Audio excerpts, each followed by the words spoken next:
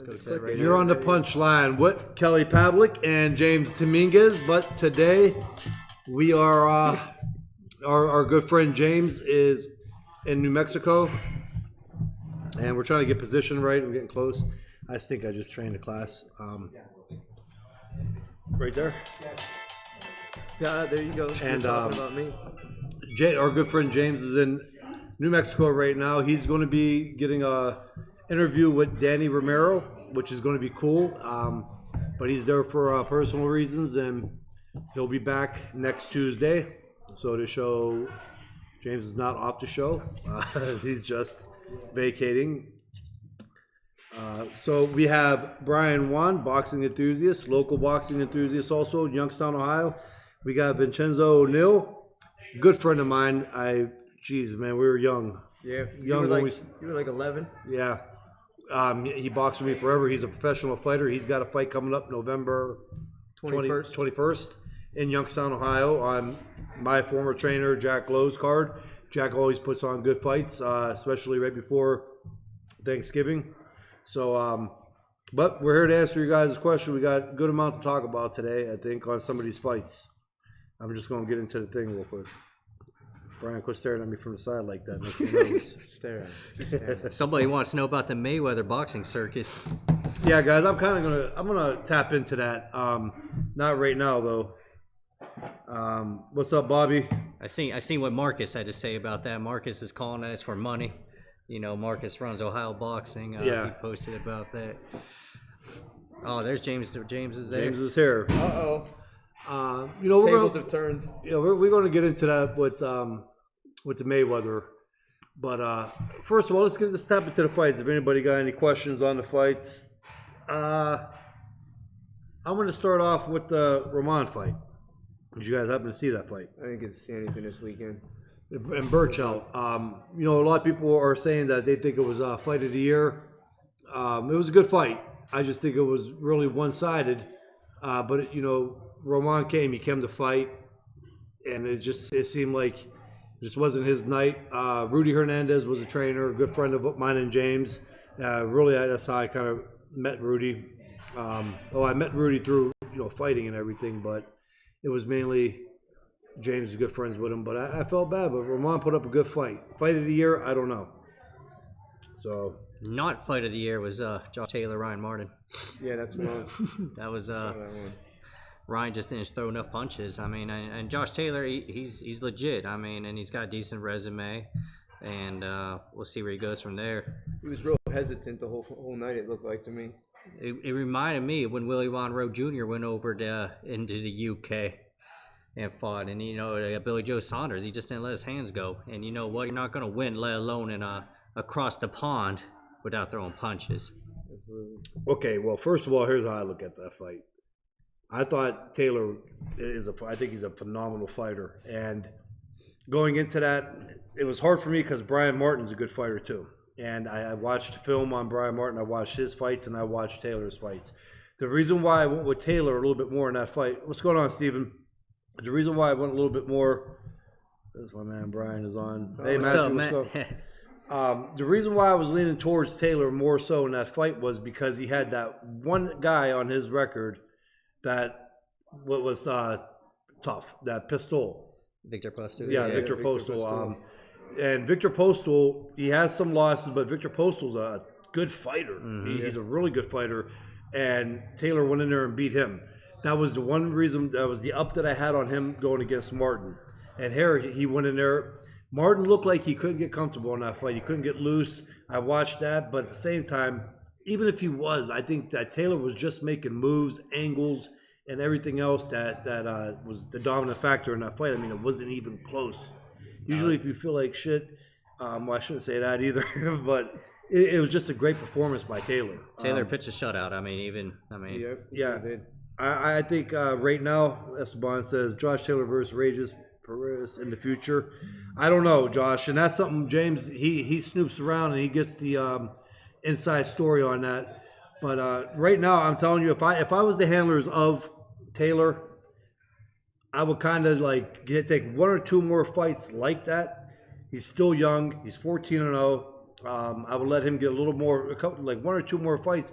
I think that kid is the real deal in that weight class right now. I truly do. And if they put him in right now against any of the top guys, it's not too early. It truly ain't. But I will give him 1 or 2 more fights. I've been high on him for a while. My ex-wife is Scottish, so I used to always kind of keep up, and I'm in this Scottish Twitter. I follow the account, and I remember just seeing that name keep popping up. So I've been following him, and I've been telling people, I say, you gotta check out this Josh Taylor, and finally everybody's taking notice, especially on this side of the pond. But any chance they might try to get him some fights in America to kind of rise his stock on this side of the globe? I mean, or are they just gonna keep him fighting in Glasgow? I mean, I think he's getting enough buzz around him right now. Until you mentioned him, really. Who's that? Taylor? Yeah, Taylor. Yeah. I did. No, this Martin is a good fighter. He's an American. He's from originally from Tennessee. He trained the longest time up in Cleveland. Now I guess he's out in Los Angeles, maybe doing his thing. But he was in Cleveland for about 7 years, I believe. Yeah. But I think he's originally from Chattanooga. But boxing fans, they watch these fights over across the pond. They're still paying attention. A lot of your diehards are paying attention. I was interested in that fight. Yeah. I think Taylor. I hate to say it too, I really do, but I think he's a legitimate contender in that title hunt. He's legit. I really do. Before we get into the other ones, though, Vinny, let's talk about Vinny's got a fight coming up, the 21st, as we already said. But talk on what's going on with you and the weight. My weight's good right now. I left the gym yesterday at 138.6. The fight's at 138. Had some really good rounds of sparring today. Tough rounds, old South Side boxing. It was nice. Type rounds, yeah. The back and forth type rounds. Yeah. We was in each other's face all the time, kind of like Erie Street. Hell yeah. It was a lot of fun. So I got some good rounds. My weight's good. I've seen that. I just seen you posted on the Facebook. So yeah, my conditioning's coming real well. I feel like I'm gonna peak. Right, I'm saying I'm starting to peak right now. I think I'll be nice and strong come fight night because my weight's where it needs to be. I don't have to kill myself. I'm really excited about getting back in the ring and doing my thing and awesome, putting on a good show. Well, you've been doing it for some time now, so you're used to it. Yeah. I'm really excited. I've been boxing, like you said, since I was probably about 22 years now. Yeah, well, I was 13 and I'm 39 right now. Yeah. So. And they still can't spell your name right, huh? They still can't spell my name right. Well, you change your fucking name all the time, though. Like it's Vinny O'Neill to Vincenzo. Well, they get that part right. They always mess up the last name. So the last name never changes. Spanish, Italian, Irish. They always get me with one L. Always one L. Never the 2 L's. But it's going to be an exciting card. A lot of good guys on the card. Darnell Boone and Lavelle Hadley's been working real hard. His weight's down. He's looking good. Damon, you heard that? Darnell Boone's fighting on the card too. Yeah, Darnell. Yeah. Danny Rosenberger. Danny Rosenberger. He's got a really interesting fight. I can't think of the guy's name off top of me, but the guy has some. I would call it regional wins. You know what I mean? He's beaten Justin Steve out in West Virginia, beat him on his home turf. I'm a guy Danny lost to but could have beat. So the Danny and talking Danny, this is almost like a chance for him to maybe get some redemption. I'm just laughing. It says it looks like we joined the Muslim Brotherhood. You really never know. Hey, it does. You guys do. Well, I want to get. Davis says a lot of guys are calling Taylor the best thing at 140 now. You agree? No, it's too early to say. That's why I think that they should give him 1 or 2 more fights. Can he compete with them? Absolutely. I think he's a dangerous fighter for anybody at that weight. Besides Lomachenko, but who even knows with that? If Taylor was able to go in against Brian Martin like that and look that sharp, I mean, it was not even a fight. And Brian Martin's a good fighter. Yeah, he's no slouch. He's legit. He's a good fighter, and to be that dominant. I think the kid is a real deal. I hate to say it this early, but I really do. But I'm just saying, if I was his handler, I would look maybe 1 or 2 more fights with them type of fights, and then I would put him in, start talking about, guys like Lomachenko or Mikey Garcia. The reason why I'm not mentioning guys like that right now is because Mikey Garcia is talking with the Earl Spence and is probably looking for something bigger right now.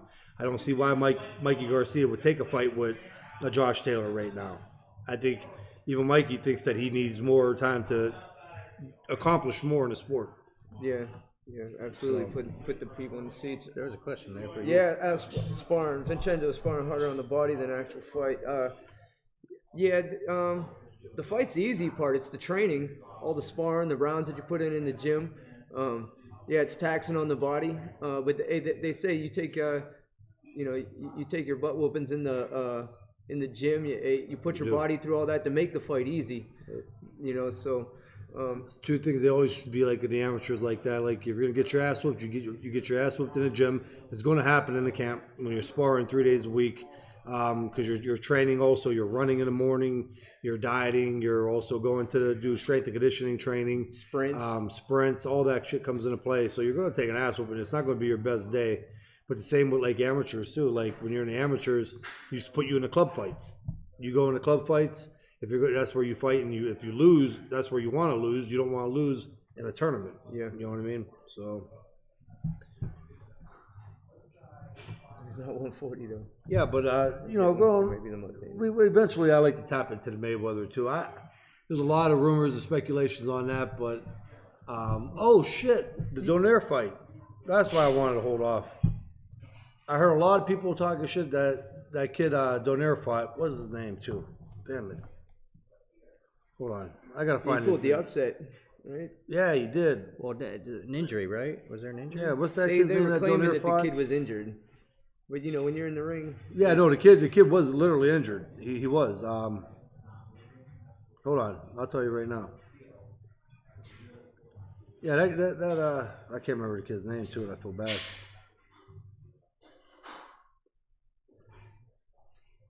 If anybody remembers the name, tell me. Yeah, I got it. I just got done getting punched in the head, so everything's really fuzzy for a little bit. I know. I didn't hear much on the kid. Kid hurt his burden. Kid hurt his back. Burden. Yeah, burden. Is that what you're saying? He broke his back, spinal. He did what? No, remember the Mike Tyson thing? Oh, my back is broken, spinal. Oh yeah. You pulled that up on that phone. Hold on, guys. Freak injury, but thought it was legit. It was a real injury. That was. What did he do to his back? What did he do to it? Anybody know? No, I don't. How could we pull that up? It's taking you forever. It is, man. I don't really go through my phone in front of people. I don't know what's gonna pop up in my previous history. Yeah, we don't need Spanish taking that or anything coming out crazy. Let's see her. It was in the thing. Burnett. Okay, so Brian Burnett. Yeah, Burnett. They said everybody's going. Burnett hurt. That's he quit. He backed out. That was a sissy way. I don't understand how anybody could say that due to the fact that he was dominating that fight against Donaire. Donaire didn't land any big punch to kind of like hurt Burnett at all. He didn't even land a punch when he hurt himself. You can see where he slipped, and that was a legitimate injury. Why would he quit on his stool in a fight like that he is winning? Yeah, he was winning. He's ahead on, yeah. So, I mean, when people say that right there kind of makes me mad too. Like, there was no reason for him to quit. It wasn't like he was taking an ass whooping or anything, But I thought he looked really good too in that fight. Now, granted, Donaire is a little older, a little bit past his prime, but Burnett fought a good fight in that. So here's a good one. So as a fighter, what are your favorite boxing gloves from Christian Velasquez? Hey, I like Lonsdale's, my favorite gloves.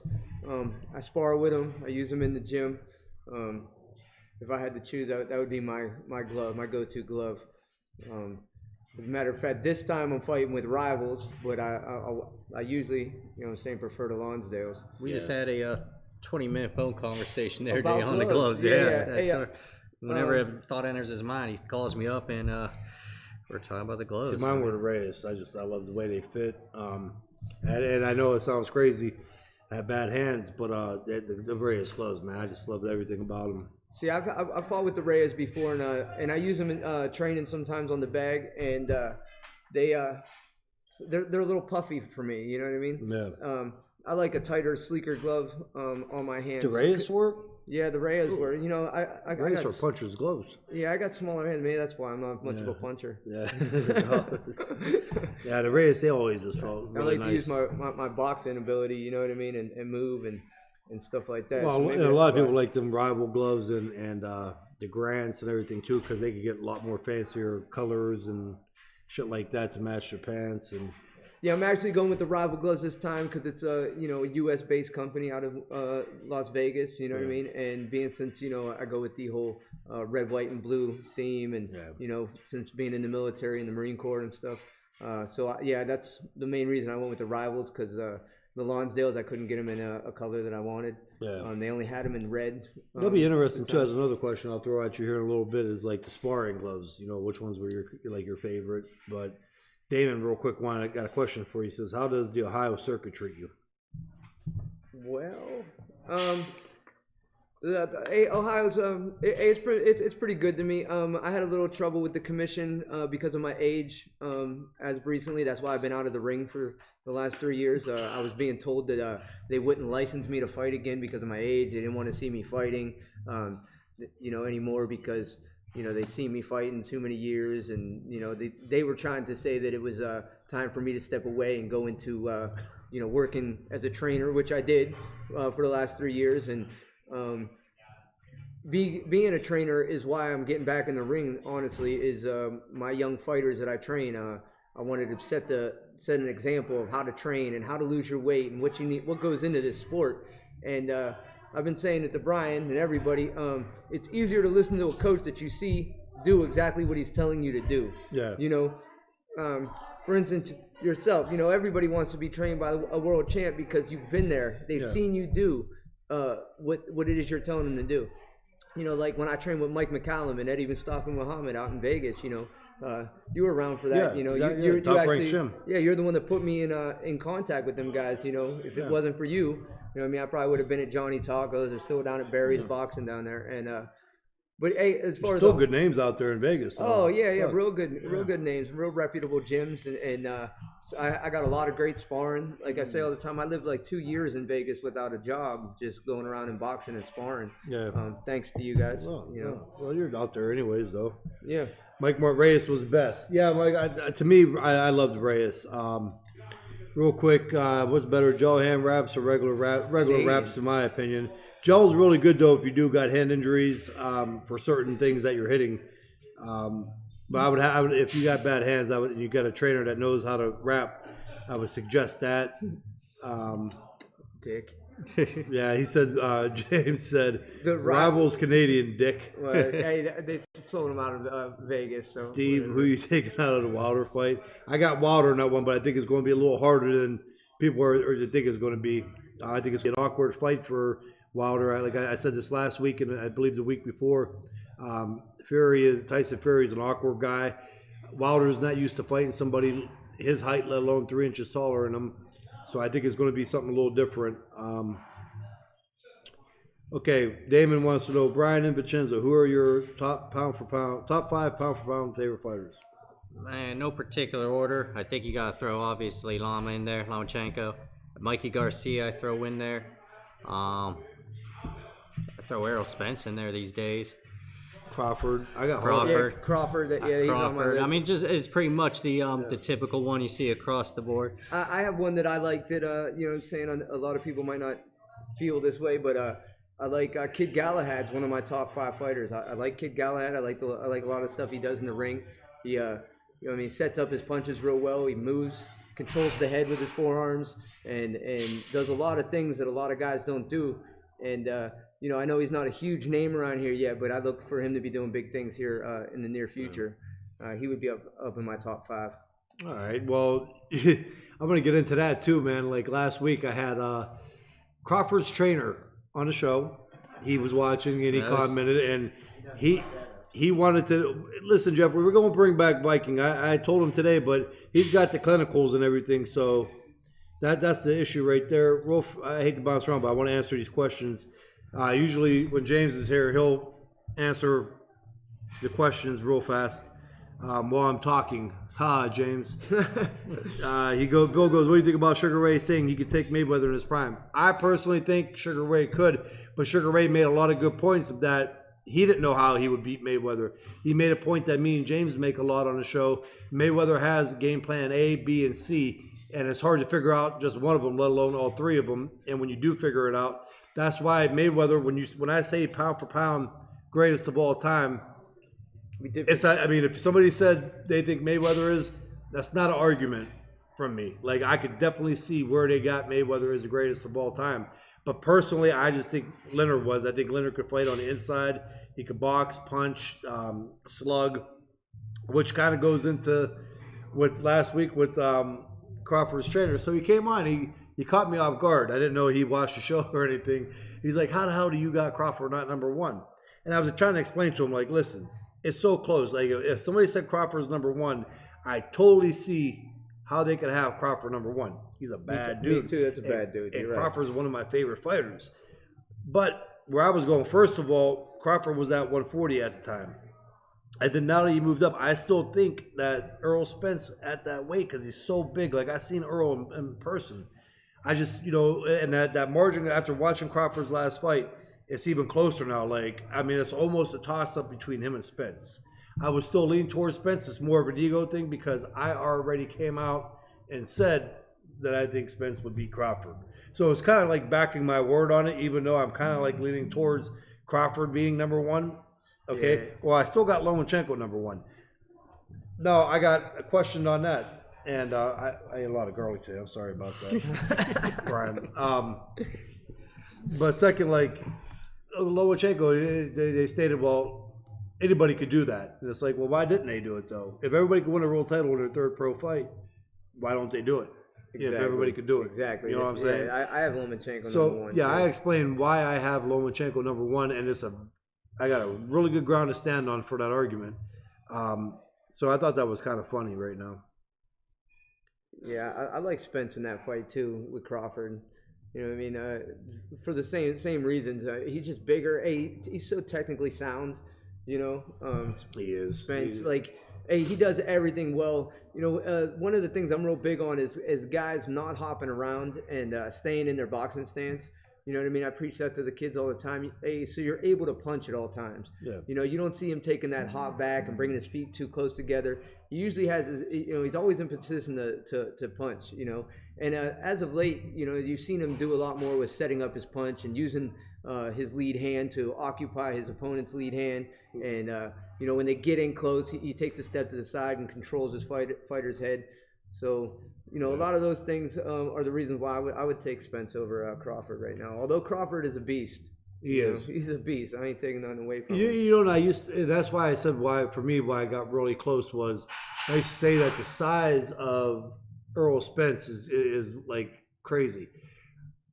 And that would be, and then with Crawford moving up to that weight, just getting fresh into the welterweight division. But again, now that's where I was going. And even this week I was really thinking about it. I said, Crawford jumped up and he fought like two of the biggest welterweights that you could possibly find too, though, and handled them easily. So that's why I said, like, that margin that I had Spence beating Crawford by now is like up in the air for me, really, in the back of my head. The main reason I'm saying Spence is because I'm sticking to my guns more so.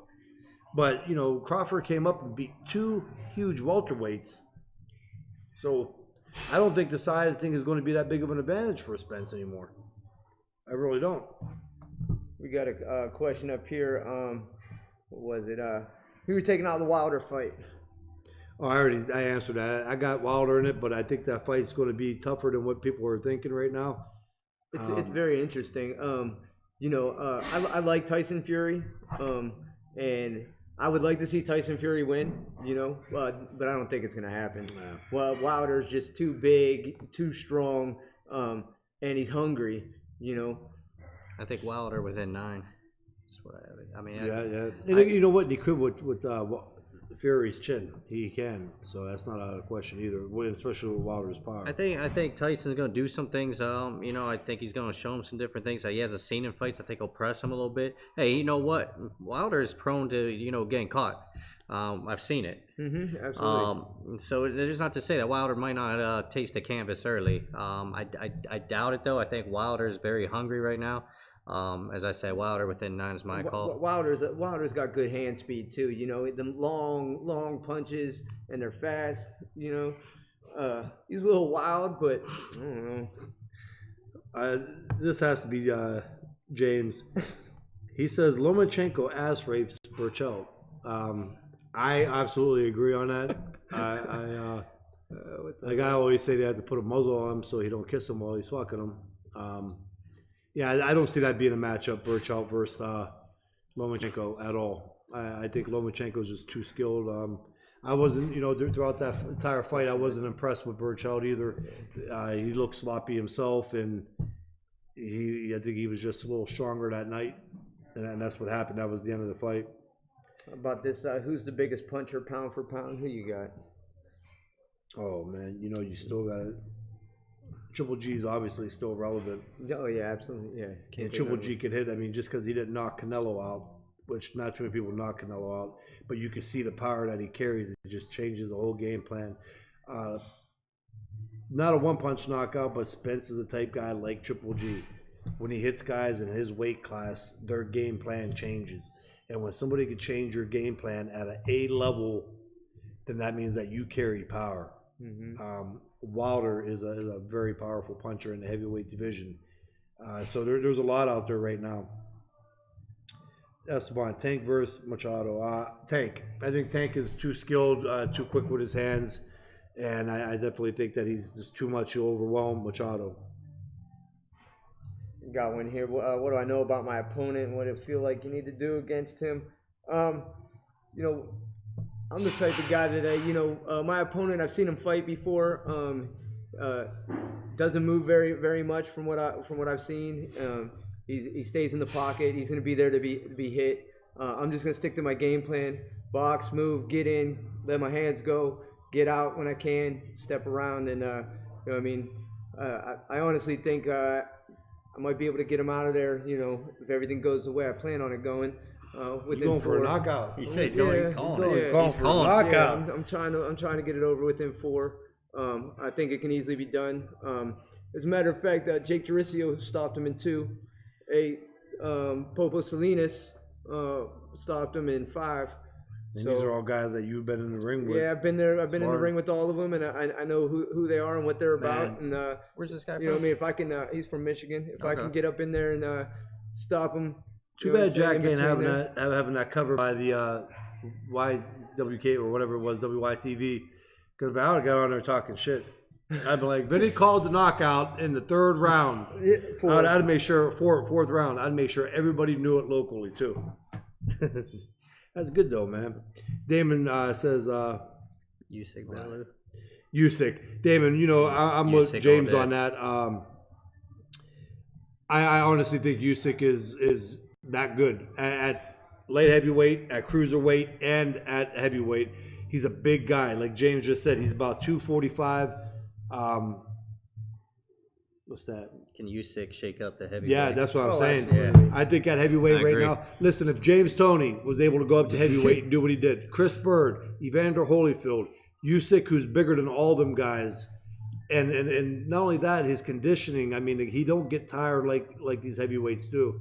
I think right now, you give him 1 or 2 fights with the right guys moving his way up the ladder in heavyweight, that he would be the champion at heavyweight right now, easily. Yeah, I like the way he boxes too. I like Usyk. Yeah, he's a talented fighter. I got Usyk stopping Bello in the late rounds, like later rounds. I'm saying like 10, 9, 10. Yeah, I would pick 10.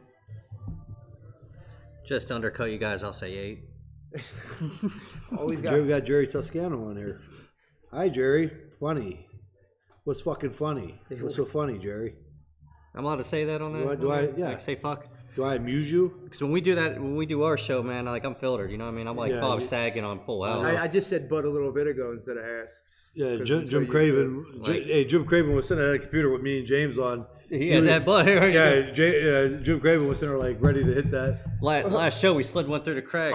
My producer wouldn't know what to do with something like that. Their producer was sitting there looking at me and James like he was waiting for That it. was the big thing when we had our first show. He was all worried about my mouth, if I was going to be able to sit there the whole time and not throw any f-bombs. no, Justin even tells felony facts and everything else over here. So our show is like.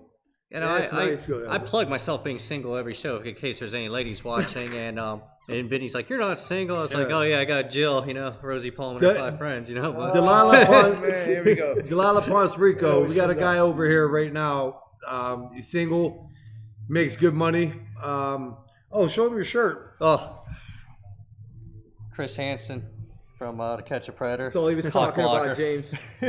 James is on there now. He goes, by the way, this is unscripted and on purpose. Hey, listen. So, because this question, how about Floyd age in MMA, right? Yeah, we got to do it with Floyd. Hey, do you know anything about this kid that he's fighting?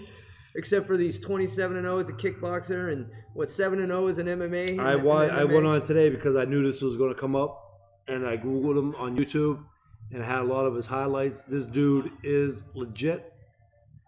Now I'm going to get into a little bit on that, man. Brian is cute. That must be Amy. Brian be thirsty again. David said Brian's a Syrian refugee.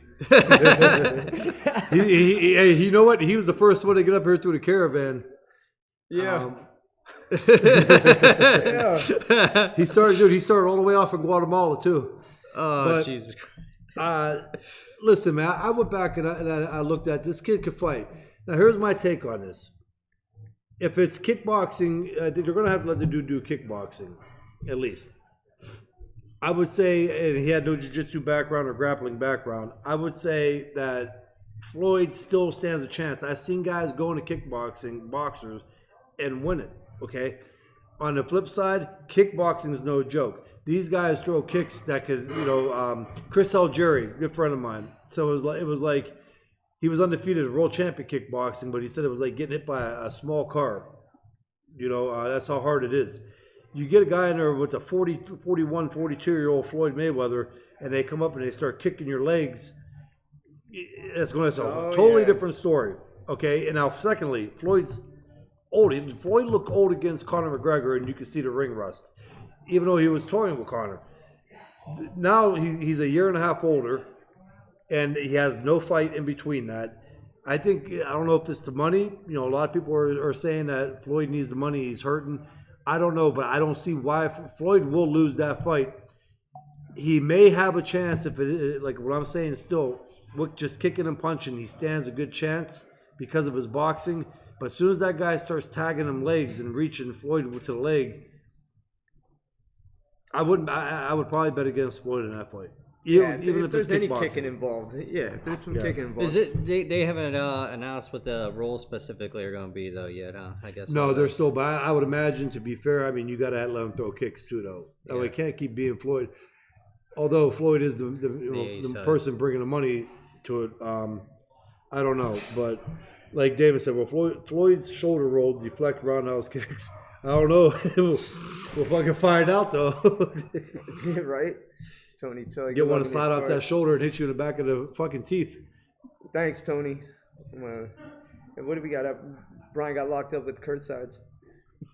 What? Christian, in the future, there's going to be 2 ring for boxer, MMA ring. One fight in boxing, next day MMA. There might be. Who knows what's going to happen? I don't want it to be different days. I want the same night. Yeah, I tried to talk to Brian about that. He didn't have none of that.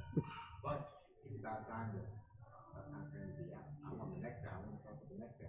Me and Vinny. Yeah, we still got to talk had a about stuff. discussion. Yeah, we were talking about it a couple weeks ago. Yeah. I want it to alternate. And it's about time for that. You should be able to have that. Yep. So, Absolutely. Big deal. They can retrain you to get reps that are certified for both. Yeah. There's a couple. At 50, I feel like Floyd's legacy is worth more than the amount of Bring money that back. he's being offered. we'll talk about that. I don't know. All right, at 50-0, I feel like Floyd's legacy is worth more than the amount of any money he's being offered. All right, Tim, I think so, but at the same time, we know that he's 50-0 in the boxing ring. I think even if he loses or gets knocked out, I don't think that's going to ever take away from his legacy. Say like Sugar Ray Leonard staying around too long, or like a Hector Camacho that stayed around too long, or even Roy Jones. Like, to some of the people who are just part-time boxing fans, they made their last image of Roy Jones Jr. maybe getting beat or knocked out. They may not have seen his last fight that he won, or they may see Sugar Ray Leonard getting beat up by Camacho or something like that. The diehard boxing fans know how good the Leonards and the Camachos were in their prime. And I think people seeing this fight in the kickboxing arena or MMA arena and Floyd losing, they're not going to attach that to him as far as boxing. I don't think it's that dumb. I just personally wouldn't do it if I was him, being that age, being away from combat sports as much as he did against a young kid that probably could kick a hole through a brick wall. I wouldn't do it. I don't think there's anything left for him to show. Again, they're throwing money issues out there. We all know Floyd's a big money spender. You see the new house he just claimed that he built? Exactly. All cement house. So I don't want to be the person to say that either, because I know how rumors go. Maybe it's just something for him to do. Maybe he just loves money that much, or he's seen, kind of funny, the Canelo shit. He was the first one to jump on and send tweets out about Canelo making that money, and De La Hoya's like, dude, you make money. Like, quit. Why are you trying to jump on? You look like a child trying to do that. Maybe now he sees Canelo with this big money deal, and the talk's not about Floyd anymore. Floyd's doing this so he can turn around and say, guess what? You're making $300 million for 8 years. I always say that, dude. Hey, Yeah. It's an attention thing. Hey, when you get away from the sport, a lot of these guys that have been in the limelight for so long, hey, they miss the attention. They do. Hey, and they're like attention whores. They need that attention. Just like, hey, every time there's a big fight, that's when the Manny Pacquiao talk started. You know what I mean? To take away from these other events, to bring the attention back on him. I don't think it's so much the fact that, he needs money. I think he just, doesn't like to be out of the limelight. You know what I mean? He doesn't like to have all the attention coming at him. And he's seen that big fucking contract. And it's another big payday. Yep. And what he said in his tweet, he goes, I made, with this deal that Canelo made, I made this in one night. That's great for you, Floyd. And I think the whole world knows you made that, but that's still like the second, he's the richest paid athlete, I believe, and in boxing. Nobody signed a contract. That's a lot of money. You know what I mean? And if I was a betting man, I bet you he would keep that money longer than Floyd would. But Floyd, Floyd wanted to go out, so that might be the reason. And if so, I'm not hating against Floyd. Listen, if you're able to be that, you marketed yourself that good like Floyd did, and you want to do that, and you want to go where you could go to MMA and say, you know what? If I go get my ass whooped, I'm walking out with maybe $800 million. Who wouldn't? Yep, sign me up. I know a lot of people will go out and do a lot worse for a lot less than that. Yep. You know what I mean? Give me 100. You find, like my buddy James Dominguez, you find him behind a garbage can for fucking $200,000. I had to bust your balls, James. You're not here. Doing what though? Yeah, I don't. Yeah, doing what for $200,000? Spent like I just did on my phone. Brian, Did you hear what Justin said? No. Our producer. He said for $200,000, he made. He'll drink a bottle of wine and suck a. Suck a dick for 200,000. Yeah. You know what I'm saying? As long as you plan on investing, I guess you're all All right. right. What boxing shoe are y'all favorite, and what mouth guards are great for the grill? Christian, you're asking some questions. You know what? I had a dentist. My mouthpiece were personally made. They were fitted. They stick all the shit up in my mouth, and they would get it. They were expensive. I don't know what name brand. Usually, when you get into that level, and you have guys making this, a dentist, and whatever they do, they what do they call that? Like a mold. Yeah, the mold. Yeah, they mold your mouth, and so it's a good mouthpiece, no matter what, and it costs a lot. Probably not so much the material of the mouthpiece, but the cost of the dentist doing it. Boxing shoes, I liked Everlast. I got used to them. Adidas had really nice boxing shoes too.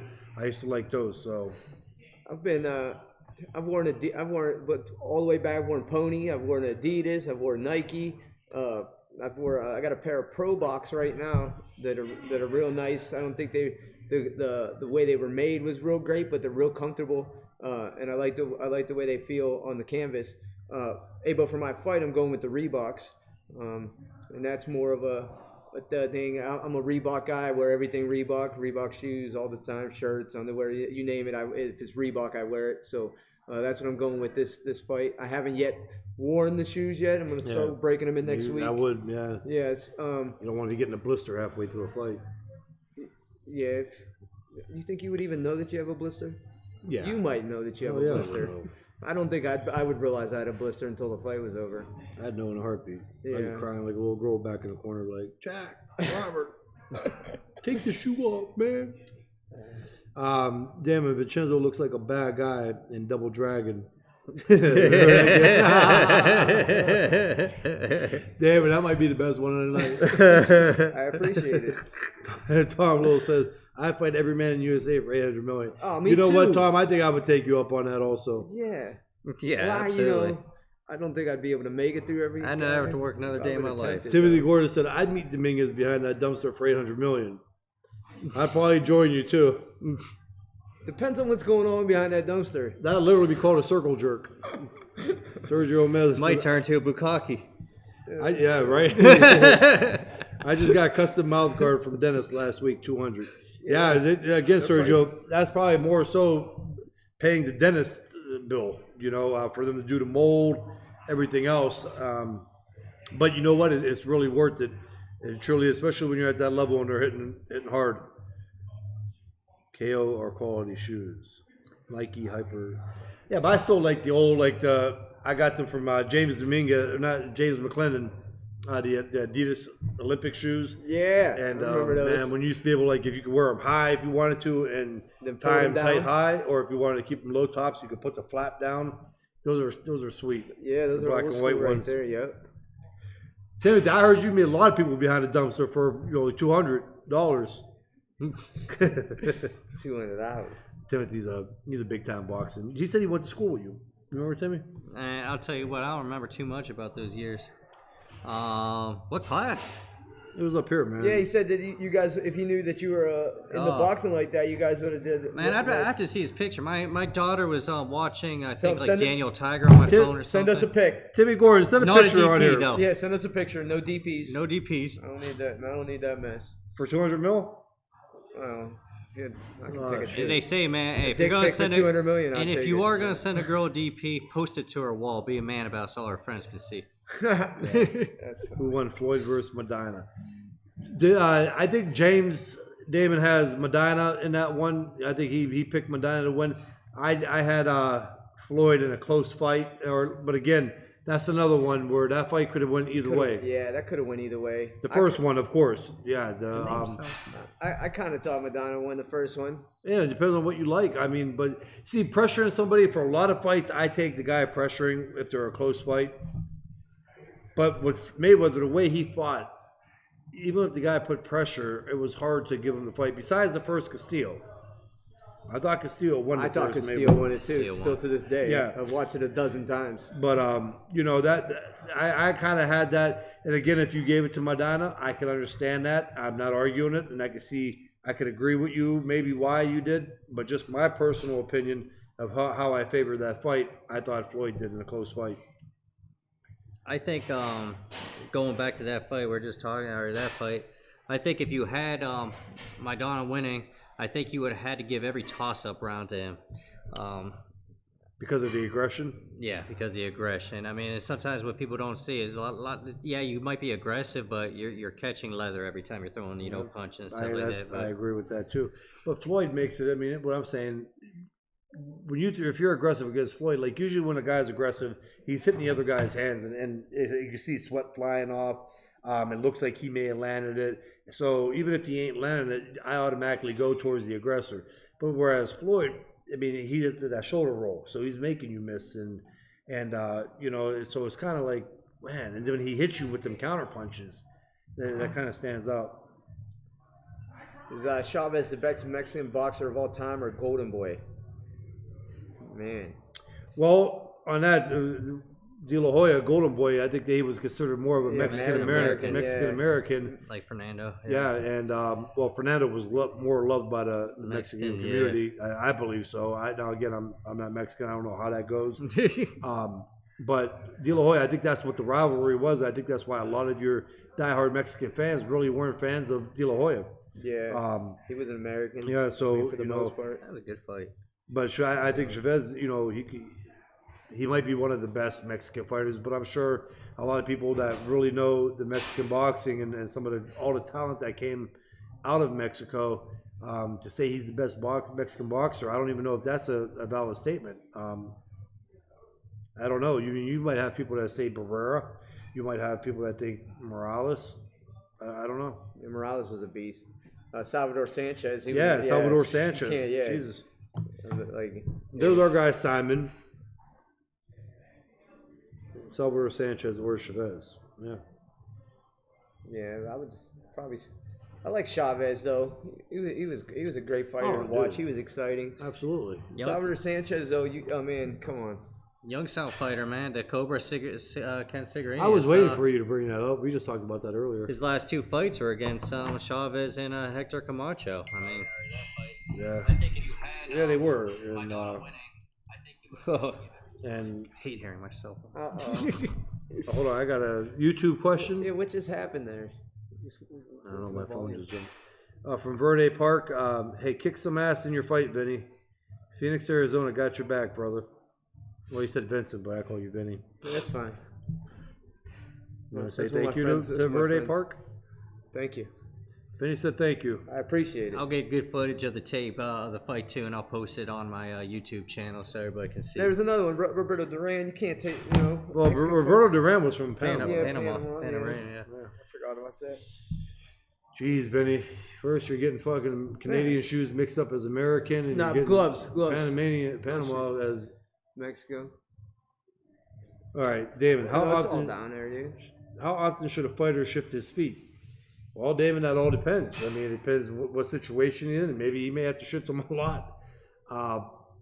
But I wouldn't keep. If you're in a fight and it's a close fight or you're doing well, I wouldn't keep shifting them. Anytime you keep shifting feet, you leave your balance off. You leave yourself liable to get dropped. You're taking power off your punch when you do that. But in certain times calls for you to shift your feet. It all depends on how you're doing it. Timmy, I think Kenny's fight against Camacho was a split decision, right? Yeah, it was. Yeah. A lot of people say Sigurani was robbed. I mean, I know, but guys, don't do that though, because I got this show. We tell how it is, and I don't feel like doing that.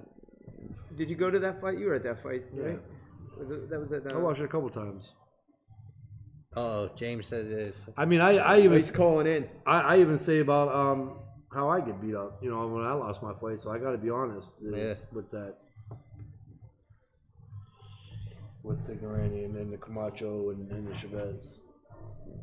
But Kenny was an entertaining fighter. He was, it was good for the area. His father was Mexican American from Arizona. Who was that? I guess it's James. He said he was He said he's calling in. We don't have. We gotta get the thing set up. But yeah, it's not set up. He's getting straight dial tone. James wants to call in. He said his mother was from Panama. We're not having call-ins, James. This is your week break, your vacation. We're not doing call-ins. Stealing the fucking lightning. Well, don't worry about it. My phone can come out now. Gotcha, Duran. His mother. Well, you see, James would know that. His mom. So he's probably half Mexican, then, right? Yeah, half Mexican. That's what he's saying. Duran. Okay, Simon has too. Duran to me is the greatest Latin fighter. Okay, well, we were going with Mexican, but Latin, yeah. Personally, I think Sanchez is the best Mexican fighter. But Chavez Sr. is the legend as Sanchez died early and we never saw how big he would have gotten. That's a very good point, too. How's your phone dead? Yeah, my daughter had my phone in the back seat watching YouTube, and she just. Oh, sorry, dude. Yeah. I've been You reading can off share, both you man. guys. You can share. Christian, yeah, you're probably better off sharing with Vinny. Christian goes, old school boxers are new school fighters. Is there a difference in training or styles? Christian, that's a good question. I think we tapped on that a couple of weeks ago. I was saying times changed and technology and the studying of the sports science and sports nutrition and strength and conditioning, the equipment is more advanced. You got more equipment out there that could get a guy better. The diets, supplements, Film. legal supplements is a big difference. And also through generations, guys are getting bigger. I don't know if it's what they put in the food or what it is, but guys are getting bigger, faster, stronger. You can see it in pro football. Guys are actually getting bigger and stronger, but they're taking more pads off just to be one step ahead to compete with the other guy. Boxers today against boxers today, I do believe, are faster and bigger. That don't now. Granted, if you took a Sugar Ray Leonard or if you took a Muhammad Ali and you gave them today's training equipment and today's technology, I think that they would be every bit as good. Absolutely, I do. Every 10 years, something new comes out that improves the athlete. So I don't think there's much of a difference. I don't want to hear like, oh, guys ain't as tough as they were back then. I mean, just look from Gotti and guys coming on the way up and look at some of the wars. Look at the fight this past weekend. Guys are tough, man. You see wars out there. So you can't really say that. I don't know if it's just some guys are stuck back. Some people who are fans of guys that were fighting in the 70s and 80s and 60s, that's their like childhood guys, and they're going to back them and say, well, they were tough. They had balls. There's no difference. Anytime you step in that ring, you got balls. You see the same thing. I mean, a good example is like football. You know what I mean? The guys are just bigger and quicker now, and it's from all the supplements, like you said, and the training and everything that we have to enhance our abilities now. Plus, yeah, you're right. Like, I don't know what they're putting in the water or the food these days because, you go to a high school game and you see some of these kids and you're like, Jesus, where the, Oh, man, that's they weren't that big when I was coming up. No, it's a totally. Fucking jumbotrons and shit. Yeah. Well, I was just my kids' game. I know I played baseball. I was always on the All-Star team, and we had great teams. And you always do that. Like my time, was the best.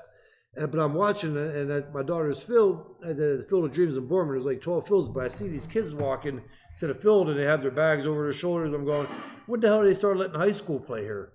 It wasn't high school. It was 11 and 12-year-olds. I'm going, Jesus, these kids got to look like they're driving their car there. And you know what? Another thing about when I was a kid, I didn't have hot teachers. All the teachers in my school were old. Old, yeah. Every day when I go and get on and I get on the internet and I see a new teacher sleeping with his team, I'm like, where were these teachers at? I get jealous as hell. So I'm not the only one. Maybe I was ugly as a kid or something. Right, dude, I would keep that on the down low. Why would you go say something? I'd be high-fiving my buddy. Like, good job, bro. Yep, I would have just showed a picture and not let them see the phone or send it to anybody, just so there was proof. Because if you are getting some love from a teacher, man, you're going to want to tell people. You're going to want to tell somebody. Yeah. Somebody else's. Yeah.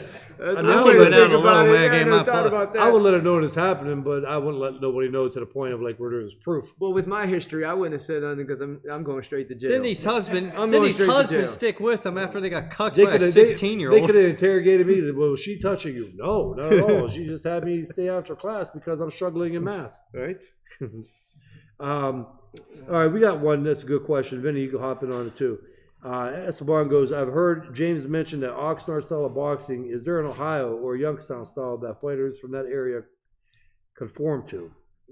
I think so. Absolutely. I'm not saying it because I'm from Youngstown, but they're ballsy fighters, man. And we have, I think right now we rate as high as any city for as small as we are per capita, how many world champs we put out.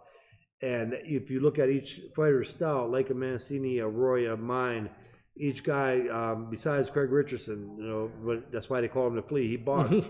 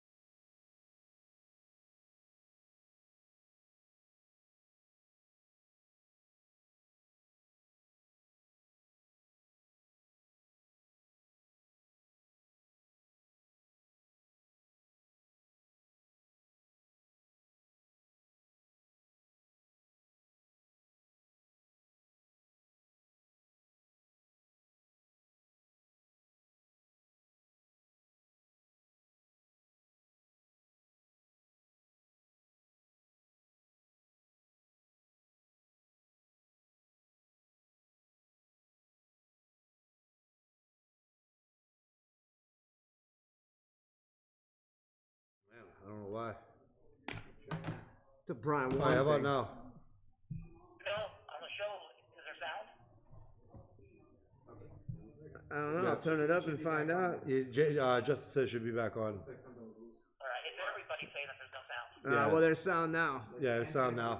Wait, did they not hear us talking? Well, somebody had to heard us talk Well, about the teachers. I tell you what. Yeah, they heard you about the teachers. Hey, I'll Okay. tell you what. Going back to what I was saying. Hey, I agree completely with the. James Toney. Hey, he was slick. But he didn't do too much after he made you miss. And going back to Sweet Pea Pernell Whitaker, like I said earlier, his feet, he was all over the place at times, and he would make you miss, but he was never in position really to counter and capitalize off that. Where Lomachenko, hey, he's in, he's out, he's left, he's right, he's underneath you, he's peppering you with shots when you're not even expecting it. And the accumulation of punches. His offense is great defense. His defense is great. Now, hey, Floyd Mayweather, another one. He's a genius with his defense. Oh he's so hard to hit, and you can. And when the shoulder roll didn't work, Floyd would figure something else out. And that's where we go back on, like with the Adrian Broner. Adrian Broner ended up copying Mayweather's style because if you watch Broner's early fights, he didn't have the Mayweather until he really started getting close with Floyd. But Floyd, he'll do this, and then Floyd will mix it to something else, and then Floyd will get to bouncing around the ring. But even when Floyd's moving, he's in position to counter and make you pay, or he'll come over top with that lead right hand and catch you. I agree with you. Floyd's real good with that lateral movement. You know what I mean, side to side, and is very elusive when it comes to guys pressuring him and being able to get out of the way. And you're right, but Lomachenko would be my thought. Spatafor was another one, very good. Yeah. Spatafor would drill a circle in the ring, a hole. He would literally by just moving. Spatafor didn't have to dance around, and very rarely, I think, besides the Israel Cardona fight, the last round when he knew he was so far ahead on the scorecard that he didn't want to get knocked out, is the first time I think I ever seen Spatafor dance around the ring. He would stay right there in front of you and make you miss. And he didn't dodge every one of them. He catch them off the arms, but he took all the power away. The way he rolled and rolled with the punch. Spatafor is somebody to put up there in the top 5 or top 10. Top 5, you could make an argument for him, but definitely top 10 defense. I would definitely put him up there. Yeah, Spatafor was a genius. Spatafor was a break dancer. Yeah, he was sweet. Yeah, Simon, that was a good point. That's what I was saying. He goes, Tony's great defense left him able to be out-hustled and lose the scissors just based off lack of activity and not fighting 3 minutes of every round. Yeah, he'd make you miss, and it looked cool, but he didn't do enough back. He didn't counter. He didn't throw enough punches back to make you pay for that. And that's why, good defense. But, I had this argument with another kid, actually a kid that I fought, and I'm not going to throw names out there. I'm not going to do it like that, but saying he got an argument. He thought that he had the best defense. And it was like, you're under 500. Is that country guy that wanted to box you? There was a kid, Ross. And it's like, your record's under 500. You had good defense, but you didn't do anything back to it. Is it more that you had good defense or you just had a good chin too? You know what I mean? Like, that was the whole question. I mean, defense is, to me, and I think to most boxing people, is when you're able to make a miss and make them pay. And like Tony made you miss a lot, but Tony didn't make you pay for it. That's something I'm gonna start looking more at. Yeah.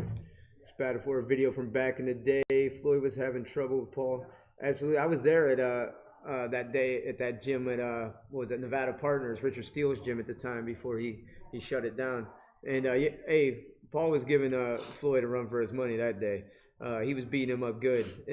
Real slick movement side to side. Of course, I leave it to fucking James to come out with the name. So, yeah, James gave the name. Good job, buddy. James can't help but tell the truth. James is no bullshit guy. That's his way of getting at you right now. Yeah, no, you're right. But here's my take on that. I can't get too excited about it, though, because it was sparring. And from reliable sources, Floyd just came into training camp. He was out of shape. Yeah. Not that Floyd keeps himself out of shape. I heard somebody say, well, Floyd never keeps himself. Yeah, but you're in shape, but you're not in boxing shape. But like you just said, it's sparring. You know how many times you come into a sparring session and you have an off day? Exactly. You know what I mean? The day you got to show up for the fight is the day that matters. Yeah, and being in shape, when you ain't sparred for 3 weeks, That is a difference that makes. And I don't want to take anything away from Spatafor because I love Spatafor and I always looked up to Spatafor, but I'm not going to hang my hat on that one video of sparring. And Floyd did great in that. And you know what? And his talent showed, and the moves and the angles he did was phenomenal. And that shows you the talent that Spatafor had. But I can't be like, oh man, he would beat Floyd because of that. It would have been an intriguing fight had it ever happened. It would have for a little while. I think if Spatafor had that much pop in his punch, that Spatafor could have been a dominant world champion for a good amount of time with his speed and with his defense. I think the thing that would have hurt Spatafor against a guy like Sugar Shane Mosley and guys like that is that he wouldn't have anything to keep them off of him or anything to gain their respect. You know what I mean by that? Mm-hmm. Yeah. And that is, I think that's gospel when I state that. Yeah, that's true. Spatafor was really good for who he was fighting at that time, and probably one of the slickest guys I've seen. But again, when you start talking about the fighting guys like Mosley and fighting guys like yeah, we really never did get a chance to see, you know what I'm saying, him fight the top tier guys. Or you talk about guys now that were around that way, like a Mikey Garcia. Or, you know, or a Spence when he was at 140 that probably could have made 135. That makes a big difference. What city does Youngstown have a real gym rivalry with? Oh, man. I know you hate going up to Cleveland with your amateurs. Well, you know what I mean? A gym rivalry? Cleveland, and I would say Pittsburgh. Yeah. No, we're smack dab in the middle of Youngstown, Pittsburgh, which is perfect for me. You know, pro events up in Cleveland. I'm 6-minute drive. But one gym, can you say that we had a rivalry with one gym? No. I think if there's a rivalry with a gym, it would be in Youngstown itself. Yeah, I think mine was like Buckeye, but I was sparring all pros. Even when I was 16, I was sparring E.T. Whitaker. Whitaker, West, Robert West. And West was actually ranked like number 8 by the WBC. I was in all of guys. I'm not going to mention the other guys who I was in either because I don't do that. But but I sparred at Buckeye. There wasn't really though. We got along like okay. Now you could speak more for it than I can right now because you deal with these guys. But you have hold on, man. People know I'm on the show. You have Tommy Yankello in Pittsburgh, who was a trainer of Spatafor, and there's a good relationship. So you could say there's maybe a friendly rivalry when it comes to it because nobody likes getting better from somebody else from a different gym. You know, there's that ego thing. But as far as the trainers and everything else, there's a good relationship. And I'm sure you got a good relationship with a couple of gyms in Cleveland. Mm-hmm. So I have a good relationship with a lot of guys out here. As a matter of fact, you saw Tony Tully was just on here from what was it, ABA out there in Akron, and you really good relationship with him. I got relationships with a lot of these guys, all the way up to Sappho in Cleveland, and you know, I could go on and on. Like I haven't had an issue with one of the guys out here. Everybody is out to work with each other. I've had calls where guys are, you know, calling me up and letting me know about guys that, you know, they're trying to match my kids up with and, you know, giving me insight on things and helping me out along the way. So right now I don't have a rivalry or anything with anybody or any problems with any guys. As a matter of fact, the boxing community around here has been open arms with me, really forthcoming. Yeah. Daniel Martinez asked a pretty interesting question. Well, hold on, because I was going next. Yeah, go ahead. Okay. Sorry, Brian. I mean, I know you only got like very few words in the entire time. Oh, no, that's how I roll. But this question is pretty intriguing. Yeah, because you see the question he wants to answer, man. Okay, well, hold on. Just save it. Keep it on that spot. I'm not touching it. Troy goes, when do you plan on opening a boxing gym, Kelly? I think Jordan's from this area. Hopefully soon. I'm not going to give a date because I don't want to be that guy that when it's not open, everybody thinks I'm blowing smoke up the asses. But I think that will be good for the Youngstown area with the gyms that are in now. Like Vinny works with a lot of amateurs out of Southside Boxing. And I think I'm not opening the gym to step on anybody's toes. I think that's what the Youngstown area needs again. There used to be gyms on every corner, and that's where the fighters could get to work. And it's good for everybody. And then he asked, you sparred my brother when you were 16. Jordan, I'm not sure, man. I sparred a lot of people. Jack used to throw me in there with anybody, and it worked. I sparred guys that were fighting for titles and fighting Chavez and I was 16 years old. Yeah, Just turned 16. that's how it went, right? There was no. Oh, I'm not sparring. Remember he today made me in spar Youngstown. Nick Furtha. Nick Furtha was a 6'5", 6'6", 230-pound, #1 ranked heavyweight in the amateurs, and I was 154 going in there. Which one's that you wanted to ask? Damon Martinez asks, "Are Buckeye women the easiest to get head from in the Midwest?" Well, yeah, it's no question that they're probably right up there. I haven't been all over the Midwest. Ryan hasn't. He don't know. He's married, and before he was married, he was. What is the HIV numbers like in Columbus? They're pretty James high. would know. They're pretty high, I think. James lived there. In 1984, Playboy magazine rated Pogo's #1 place. Yes, in the United yes, States attractive it is TD. That is true. I got no I comment on that. I remember being a young buckaroo in the back of the family Chrysler, hearing my parents talk about it. What year was that? 84. I was 2 I years was old. 5. Yeah. 84. That's why they call it Hogos. When I used to go to Hogos, and I would dance with girls, I started noticing they'd put your hands in your pocket when they're grinding. So I cut the holes. I cut a hole in them. I took the pocket out. My boy Ruben, he goes, "I'm from Jersey. Youngstown has always been respected. Cut the shit and get busy." It is. Youngstown is it's a no fuck around town. I like that. No fuck around town. I bet you it's pretty easy to get a blowjob in Kansas. I don't know. Well, why don't you ask? I'm taking a trip. Why don't you ask Brandon Rios? Brandon Rios. That's my homie there. He's crazy. He's crazy. Does Viking Herb have a STD? You know what? He's if he does, he Probably all these chlamydia. clinicals. Yeah, I think he has chlamydia. But you know what? He's a nurse and he has access to all the best medications. And he even told me he had this new one out. It's called penicillin, and he takes that. Does Viking Herb have a STD? Yeah. Why Viking Herb is not even tuning into the show no more? He's really busy studying and doing the clinicals and everything. I gotta find out what part of this show this is in so we could have him watch. What minute are we into the show? So I can tell Viking Herm. Hour and 10 minutes. Ruben says, "I drive tractor trailers. They give blowjobs for cheap and they don't have any teeth. Amazing." Hey man, I heard a lot about that gumming. Teeth fly right off. Yeah, the gumming. Oh man. That was painful, and then I wouldn't want to have teeth, and you can't bite it off.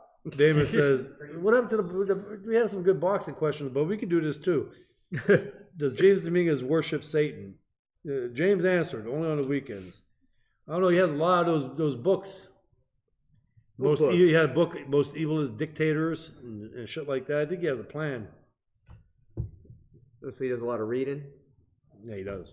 It's amazing. I don't think there's a movie either that James. Listen, has here's not my seen. question for James, for you. Where does he find the time Thanks, Ruben. We appreciate to it. do all this? I mean, hey, it seems like No, James is up all hours of the day. Hey, I go to if work you at 4 in post the morning. something He's on up. Facebook, you post something. Hey, he's on it.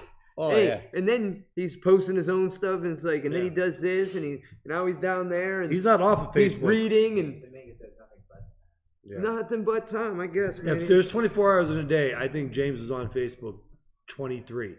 I actually, one time at a fight, we were away, I think in New York, this cat woke up at 4 o'clock in the morning, wide awake, got up on his Facebook, checked out a couple of things, commented, and went right back to sleep. I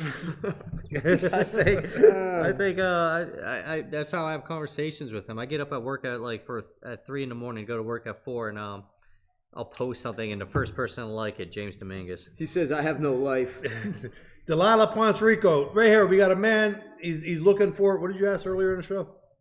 And do we have any woman on the show? I mean, Yeah, yeah, he's single. Yeah, he's I'm single. single. Your wife, what happened to with your wife? Well, after I knocked up the side chick, she hightailed it. See that you're not supposed to say that. You were when just we're trying to bragging make about all the shit, how you get away with it, and how you don't get caught, and you just got busted? The DNA don't lie, man. I'd take a test. Oh, dude. Yeah. But you know what? I got my daughter out of it, so it's cool. Okay. You know? So Why, I'm a good dad to Why, is her. your wife like ex-heroin or something? No, man. Hey, you know what? Yeah, we just, she was annoying, man. She That was a deep question. I didn't really. Yeah. Is Manny Pacquiao the sorry. best No, you're champion good. we've seen in the era? 8 division champ. Hold on. We're gonna get to that, Damon. You can't just be firing off random shit like this. James worship the devil, and then fire back about Manny Pacquiao. Yeah, changing it up too sudden, man. Manny Pacquiao.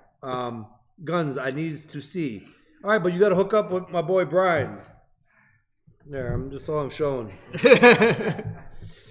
Like, what advice would you give a think that was fighter the who wrong works a gun. full-time job? Right here. BB guns. All right, we got a good question from Mike Licata or Licata. Really good question. What advice would you give a fighter who works a full-time job? Well, depending on the circumstance. Circumstances, everything in that question right there. Okay, well, Vinny, I'm gonna let you get to it too. Can I throw my opinion in, James? Yeah, go ahead. It's your show. Man, I did work. The roofing job. Man, I've heard about some of your work. I did. I've heard about some of your work. Dishes? Well, you better not be from when I worked with Brian Zordich. I've heard about it. I've heard about some of the work you did. How Brian Zordich couldn't tell you wasn't there. Some of these guys, hey, Kelly, they turn their back. Kelly be on his cell phone. Huh. Who was that? That's everybody at any Dude, job now. when I was working, there wasn't even cell phones out, I don't think. Man, that was cell phone. It was like 2003, 2004. Get on that X You hamster. were on that. No, I worked with Brian Zordich. He would leave, and he wouldn't come back, and I'd be on the roof. I never roofed in my life. Hey. He'd be gone for 3 hours. Yeah, I heard these stories. Yeah, and they'd bring the shingle truck, and I'm up there like this. Well, our job was mainly to go up there and use the pitchfork and scrape the shingles off the roof. And then he would go, I'm going to take a little trip down here real quick. I'll be back in about a fucking hour. And next thing I know, the truck's pulling up, is putting the belt on the roof, and these shingles are just rolling off of it, and I'm catching them, loading them, no help, nothing. And then, oh man, that was work with him. Hey, but a full-time job, it's a circumstance thing, man. Like I always say around here, it's hard to have a full-time job in Youngstown and train if you like obviously if you're working construction or something. But even construction, a lot of that like roofing job in the summertime, you got to put in your hours.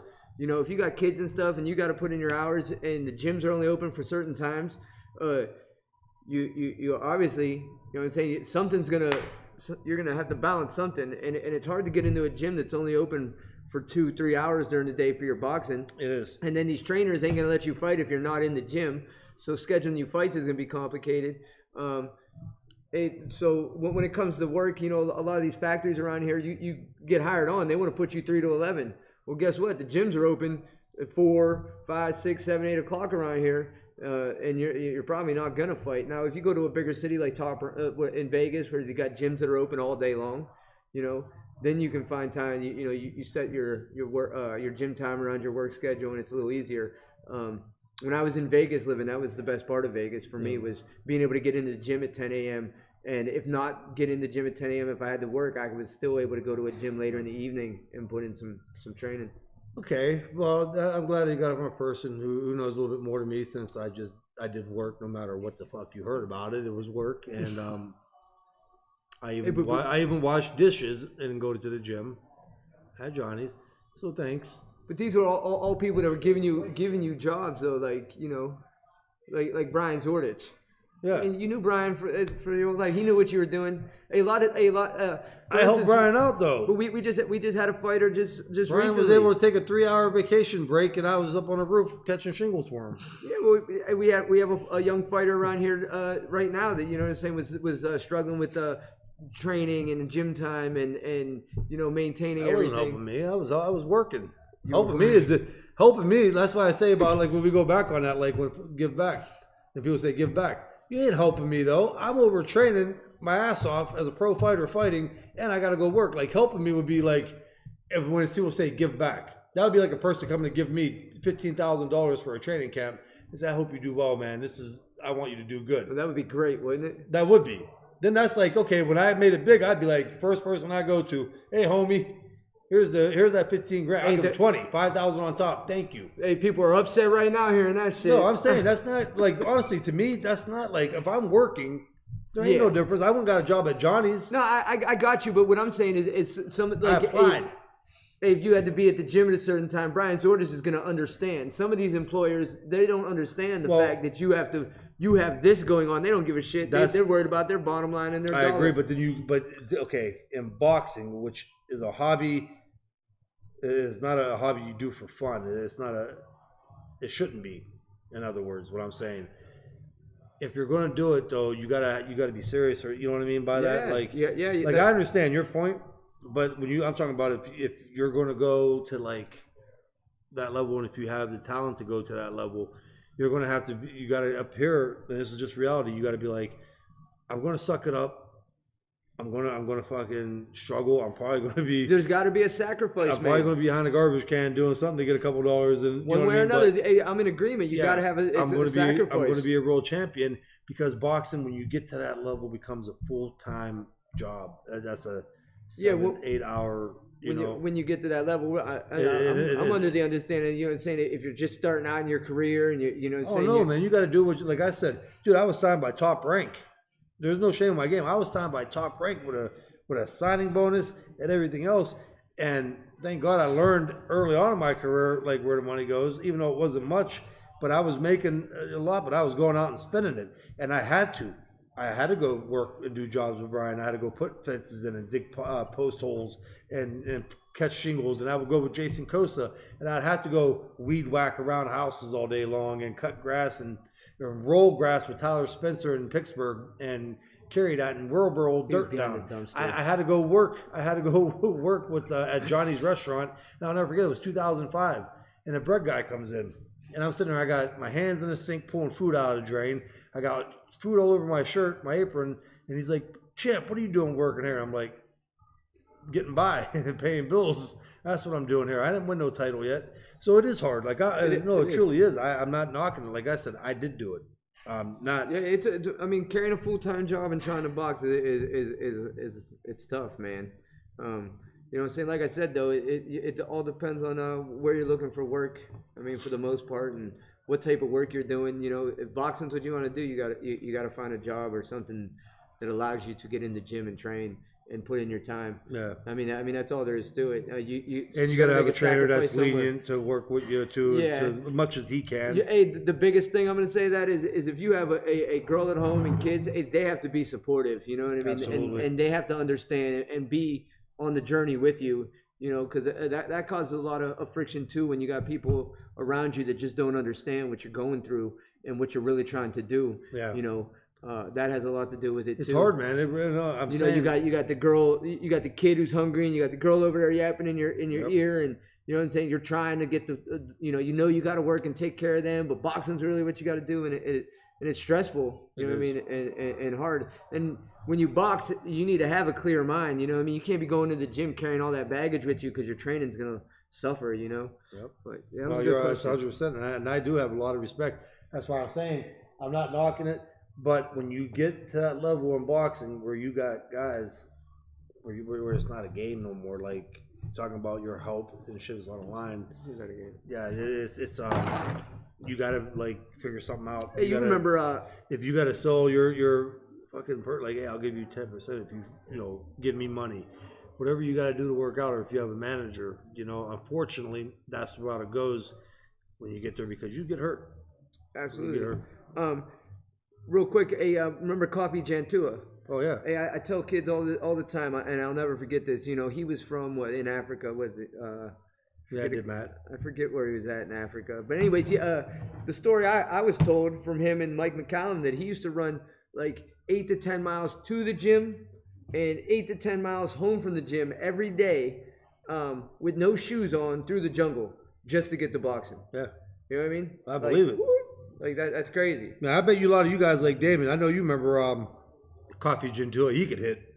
I used to hate sparring him. Yeah, he could bang. I mean, I'd be in his ass, but he could hit, man. I used to hate. That was one thing. Like I would box the crap out of him in sparring, but I just hated going to spar that day because I knew when sparring was over that I was going to have a headache for like the rest of the day.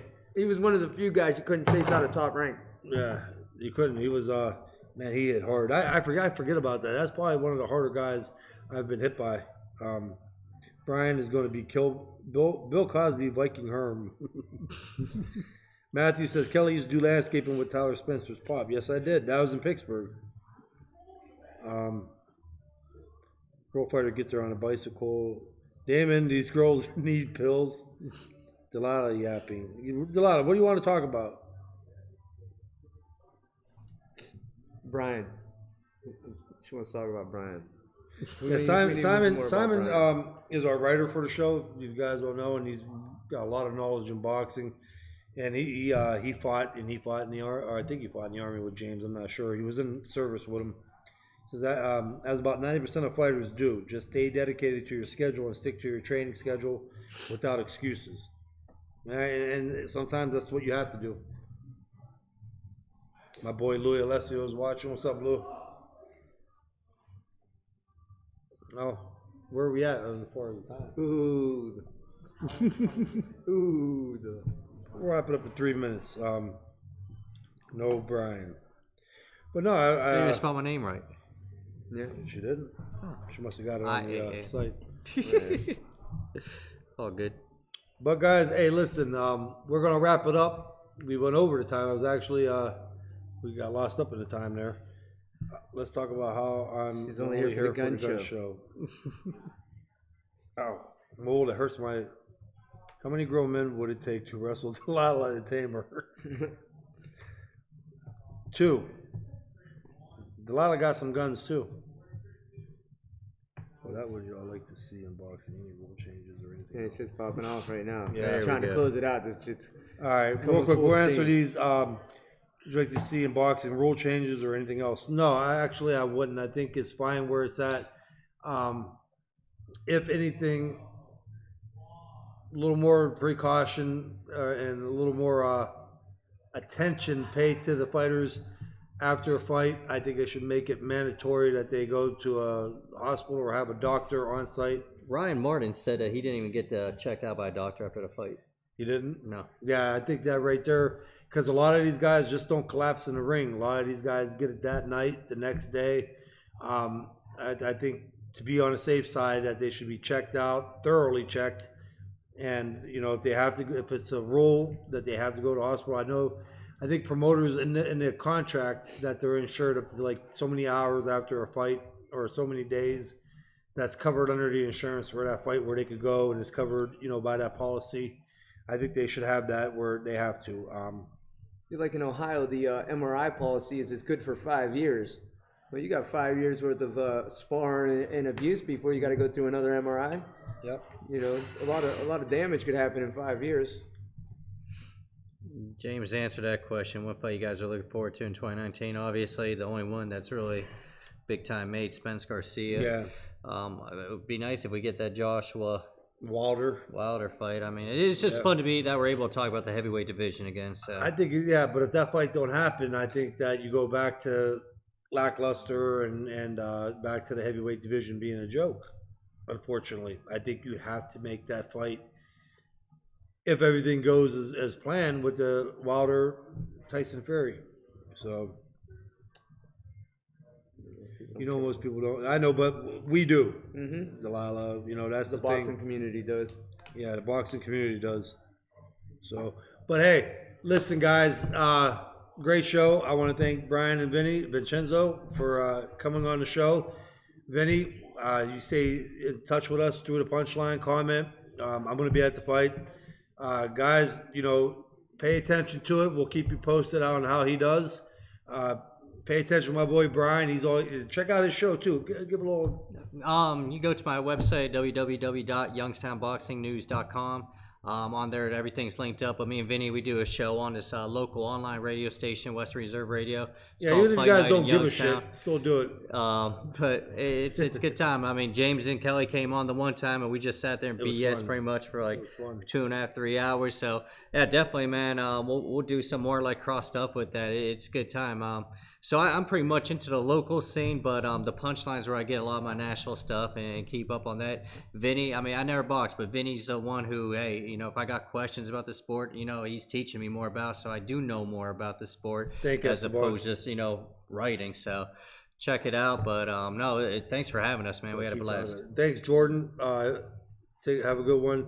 Thanks, Brian. And yeah, Vinny, you know, dude, we appreciate you, bro. We go kind of like talk to you, and there was a little span there where we didn't, but like I said before earlier in the show, I go way back with Vinny. man, we had a lot of good times at tournaments. We had a good time out training in Vegas, and Vinny's he's great for the sport. What he does with these young kids in the gym, and like he said, he's still committed to the sport and fighting. He trains his ass off. He got quick hands. Good fighter. So I appreciate having you on, and you do have the knowledge, and you do it, you live it. So you're just not one of them other guys that get on and say ridiculous shit about professional fighters. Absolutely. Like you live this sport. You live in the gym, and that's awesome. And I would love to have you on anytime because of that reason. And I will listen to your opinion and take what you say anytime compared to a lot of people. So I appreciate that. No problem. And listen, catch us on YouTube. Please share, like, and subscribe. As we always say, subscribe. Ring the bell for James Dominguez. James will be back next week, and we'll be kicked back onto the regular process of it. Don't worry, guys. He didn't get kidnapped. He's not in part of the caravan. He's not getting deported. He might be behind the dumpster. He's behind a dumpster. he's not behind a dumpster. James, he went and took care of his things, and he will be back. And next week, he better be. So thanks again for tuning in, and have a good night. Hit the bell. Hit the bell.